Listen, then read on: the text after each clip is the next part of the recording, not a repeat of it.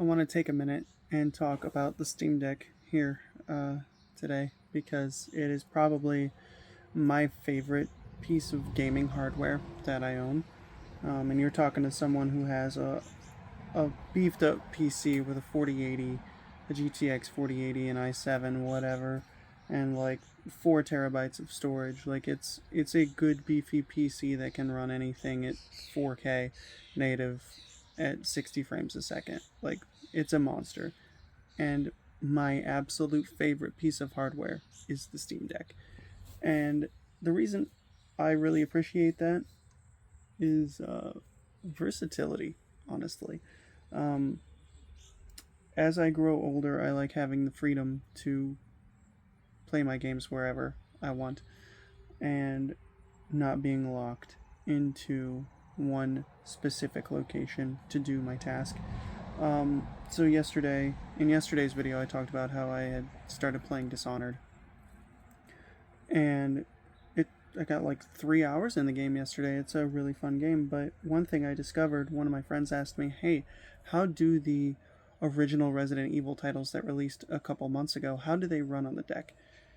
And this is one of the things that I really find fascinating about it, because when they initially launched, you couldn't get them to install or run because the Resident Evil original titles, that is, and that is specifically because it runs on Linux, and for whatever reason, the files really required you to. It required an automated line be put in the registry editor, so that way you could actually play the game, run the game, and because it's Linux, there is no registry editor to be found, so you just could not make it happen. Now there are videos as to on YouTube as to how to circumvent that, how to manually do that yourself, or if you're like me and you have over 300 Steam games, you're like, I'll just play something else. It's fine. I've already played every single Resident Evil anyways. I don't need to play it right now. Um, but one of my friends asked me how that ran. I gave them the lowdown, and then I remembered something that Steam does, and they are constantly doing work on the background to make the games that don't run on it run better. They're creating profiles for it, just doing whatever to make sure that the title runs on the deck and that it runs well. Um, and because I remembered that, I decided to reload the original 1996 release of Resident Evil onto the deck from the Steam from my Steam library, and lo and behold, it ran. Like the pop-up still popped up for the registry editor, and I clicked yes, and I expected it to not work, and it just booted right into the game. Um, Now, mind you, they still don't have the fix applied to Resident Evil 2. The fix is applied to Resident Evil 3 Nemesis, but there's no community layout template for the controls. So right now, as it stands, you from the box, like this is just speaking from someone who, from the perspective of someone who doesn't want to like tinker with games. They just want to have the console experience where you click play and it just works. Um, it doesn't work that way because you can boot into the game, but you cannot actively uh, play the game. You can't tap a button and get into the game. You're just stuck on the main menu. Um, but that's something that is easy to remedy. You just assign what buttons do what from the Steam layout, and you'll eventually be good to go. But I just find it interesting how they do that work on the back end. And don't mind me, I'm distracted by this bird here that's on this stump, just collecting sticks for a nest. So give me a second while I admired that. Um, but getting back to it, one story that I like to share is Resident Evil 8. I remember as soon as I got my deck in late 2022, I started just testing it, just downloading games to it, and seeing what ran, what didn't run. And getting Resident Evil 8, like I put it on there and I played it like natively. Every test that I have has just been from the perspective of treating it like a console experience. So you boot it up, how does it run? No tinkering, no anything like that. And so getting Resident Evil 8 going, it was not the best experience. It wasn't that clean. So I just kind of uninstalled it and went about my day.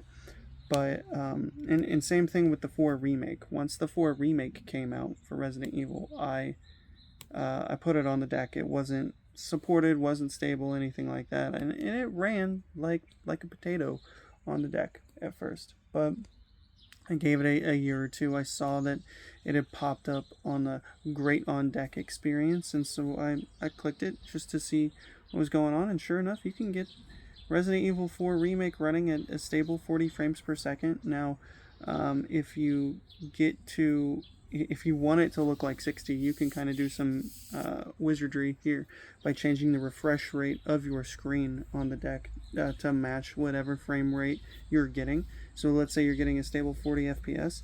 If you just go into the options and change the refresh rate of the screen itself, it will look like you are running at 60 frames a second. It's the wildest thing I have ever experienced, and it's crazy that it is even a feature or is real. I'm living in, the times of magic, so to speak, but it's really crazy to see, really awesome to see. And just the fact that you can revisit games later on down the line and have them work is fantastic. And okay, let's say you don't want a choppy experience, or you want to extend the deck's battery life, and you do have a PC capable of processing extreme graphics and whatnot.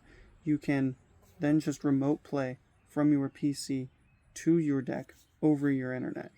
And I've gotten varied results. There are some times where if my network is slow that I will encounter errors. There are some games that just refuse to boot and actually work. So you'll just want to make sure that your local machine, everything is there. If there's like a pop-up and it's like you're required to do this or this needs to install, it just won't boot into the game. Like, I'll use the 1990s version of Resident Evil games as examples. Those original versions, when they couldn't boot because it needed the registry editor, I tried to circumvent that by just remote playing from my PC, but it just wouldn't boot in. Like, the audio would be there, I would hear the game actually working, but I could not just play it. And it was the strangest thing, especially because it just would seem that I'm streaming from a Windows PC to the deck. You would think it would work. That's just been the one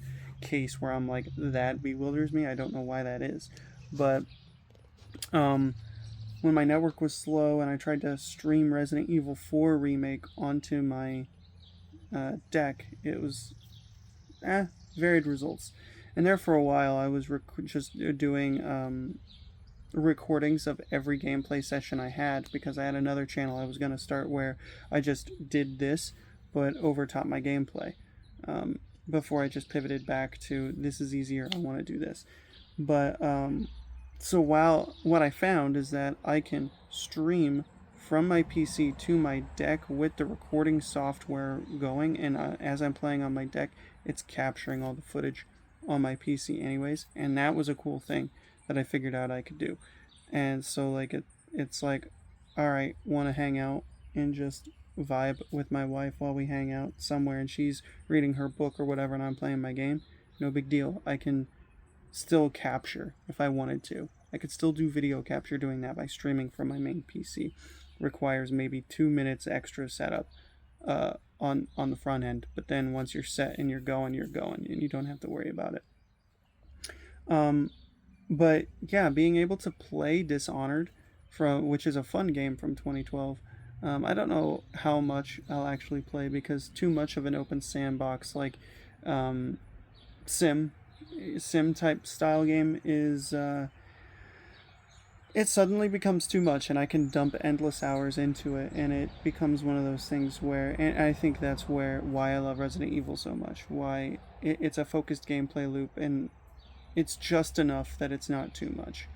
Um, but I always do really appreciate those sims that I can go in and play.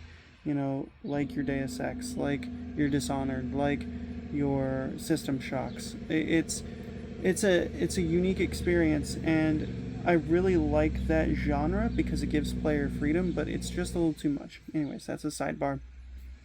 I got to play Dishonored for a little bit out here yesterday, and then I decided to cut because that got really loud there for a second. But I got to play Dishonored for a little bit, and then I actually got to experience what I really wanted to experience a couple months ago, and that is playing the original Resident Evil on the deck out here on my patio, just chilling. And as time goes on, I realize that I am living my 11-year-old dream in terms of video games specifically. I really wanted to be able to play any game I wanted wherever I was, and it made no sense that to me that we couldn't just have that. Um, the artificial barrier to entry of owning a specific branded hardware set to be able to play those games is slowly but surely going away, and I think that it will totally disappear in the next few years. And while things are looking dire on the hardware front right now, truly, save your money on streaming services, save your money on consoles, and just get yourself a Steam Deck. I would That would be my recommendation. Easy for me to say. My Steam library, I started solely going for PC stuff in 2012, roughly. That's where most of my money went.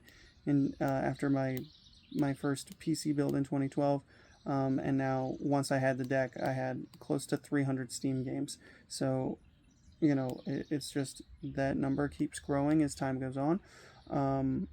And more of those titles just run natively on the deck. Like Valve will work nonstop to make sure that a good title, a popular title, will work on the deck. So just that's my 2 cents. Um, and anyone who wants to get into PCs, it's not too late. I promise you, it's not too late. You have a wealth of options, and in the long run, you will save money, whether it be from your PlayStation Plus membership, whether it be from your Xbox Live membership, and now where they're trying to push everyone towards cloud gaming over a long enough time span, you will wind up spending much more money and owning absolutely nothing via these subscription services than just saving up and buying your own hardware. It just takes a little bit more patience, and then you'll be so happy you made that decision once you get to that point. But either way, guys, if you liked what I was saying here, let me know in the comments. Like and sharing always helps, and if you have not yet subscribed, go ahead and do that thing. It would mean the world to me, and I am always infinitely appreciative of you. And guys, just it's never too late, and just get a deck. It makes it so much easier. So with that, guys, my name is Ken, and I'll see you then.